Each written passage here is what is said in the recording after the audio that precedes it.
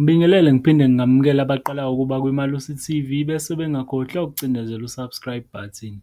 Nguliyo yabula ingane na 6 uyibiza ngani lona mawungathi uyafika la uthi uzocela uzothola proposal ingane efanele incwadi ngeweekend ningakhulumi into ingane zethu ziyadlwengula every day odadewethu bayadlwengula bayabulawa every day mfowethu ya ngeke Victoria ya khabazela amavovo kayidlanda siyalwazi ukuthi abakhululeka baba khululeka qhawe lami bengicela nje ukuthi usise engaVictoria siyakho uyabona uyazi ukuthi izingeneleni la asiqale ayikho inkingi uyazi izingeneleni no laba bantu abalana bazise imanagement yabasi okay sikhuluma ngani wait mina bengizodla lapha kwaSiphe kuplathe sidla khona ngizeste ngizokudla kufanele ngitshela imanagement no wait no ngeke wait no wait mangizodla lana kufanele ngitshela imanagement no afanele etshela so leli bhakede liyimina this bucket is me leli bhakede labantu nani mali yabantu so la ngidla khona ngishumayela ivangeli le-GBV awukubhathi ningadlali mfowethu ngicela ukuthi baba Msweli no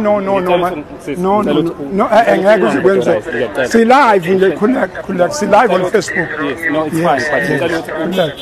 ukuthi khululeka my brother khululeka ngiyakwazi ukuthi ucomply ekutheni ngenze no ngifika ngizodla mina la shumayela kufanele lalela bhuti ngizodla yes but if uthi ivangeli manje ngisengikhuluma ngesonto kangani isonto uthi ivangeli if uthi uzodla it's fine but singakhulumi nge-GBV yonke into singakhulumi nge-GBV ngilalela yonke into oyenzayo I believe ukuthi ikhaya nekhaya umthetho wakho i-GBV nomthetho we-GBV la ekhaya no othi ungakhulunywa ngayo awungeke ngithi mina ngizwa kahle okuhamba khona ya kunomthetho wakho lalela ba ngifake imoto yami lapha ngingena la ngizodla befuna ngishiye ibhakede lami ku-right ukuthi ngakhulumi nge-GBV ngakhulumi nge-poverty no asisho ukuthi whatever nithini engizama awubatshene nabo abantu base-South Africa batshene uthini baba angithandi uvela endaweni zakho zokuxhumana ya batshele uthini so sorry wait no right uma lapho sikhomlaye nani musu kusondela kuyena uyamphazamisa wenza umsebenzi wakhe kwanele ukuthi uthi awufuni ukuvela musu kusondela kuyena no yema musu akusondela kuyena sidlale ya so kuthiwa aqale kahle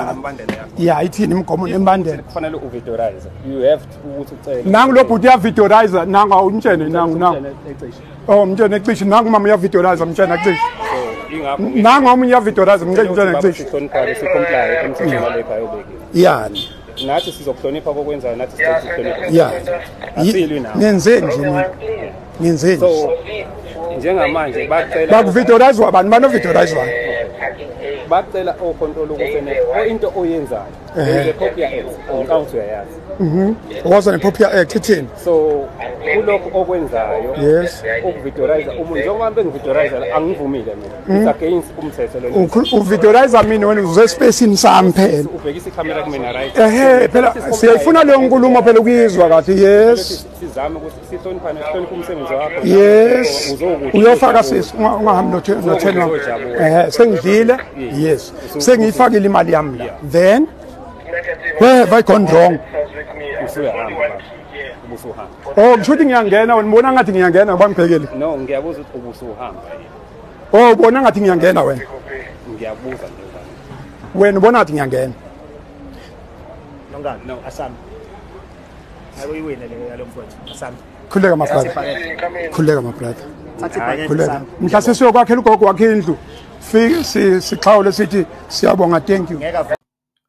Iyo-ke indlela abuye aphathwe ngayo ubaba Msweli le kwamanye amamoli ngenxa yenkonzo yebhakede elisizayo imiphakathi eminingi eSouth Africa. Lokhu bekwenzeke eLiberty Mall Pietermaritzburg. Akuqala ukwenzeka-ke lokhu naseScottsburg kuke kwenzeka.